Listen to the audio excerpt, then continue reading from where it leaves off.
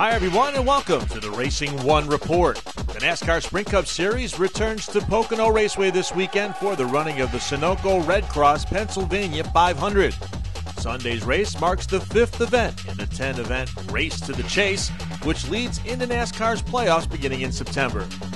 This will be the second race of the season at Pocono after the series competed there in early June. Since that race, 3 drivers have fallen outside of the chase field, including Jeff Burton, David Rudiman, and Kyle Busch, who finished 38th last weekend in Indianapolis.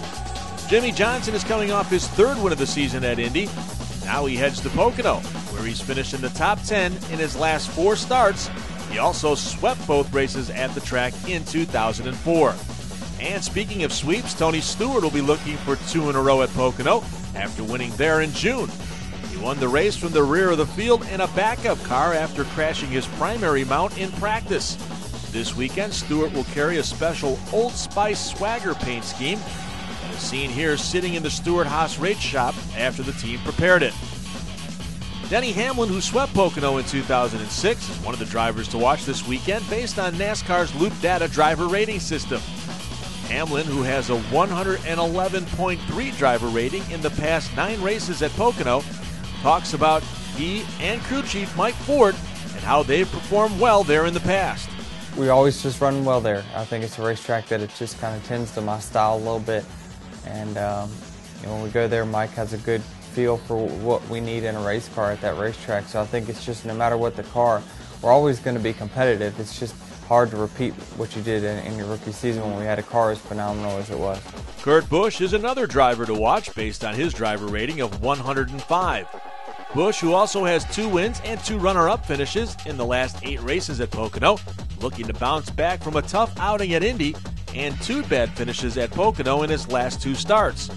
But even though the series just raced at Pocono a little over a month ago, Busch says that makes this race even tougher. It just seems like it's easier to remember what went wrong for your setup because it was only 6 weeks ago. You know, if you ask what happened at California Speedway earlier in the year and we're going there in October, yeah, it's hard to remember. And so things are more vibrant. You're up to speed quicker on what you changed and what you worked on. And so I always think that the second race is tougher because it's that much closer to the first one. Other drivers to watch based on Loop Data include Stewart, Johnson, Carl Edwards, and Mark Martin. Make sure to visit RacingOne.com for all the latest Loop Data stats and our comprehensive ebook that's posted on Thursday, along with the driver handicaps. Leading other news as we head to Pocono, Crown Royal announced they'll sponsor Matt Kenseth in 18 races in 2010 after longtime sponsor DeWalt said they'd leave the team at season's end. Kenseth will team with Greg Biffle, Carl Edwards, and David Reagan next year, leaving Jamie McMurray out of a ride for now, and the team is still hoping to transfer the number 26 car to Yates Racing.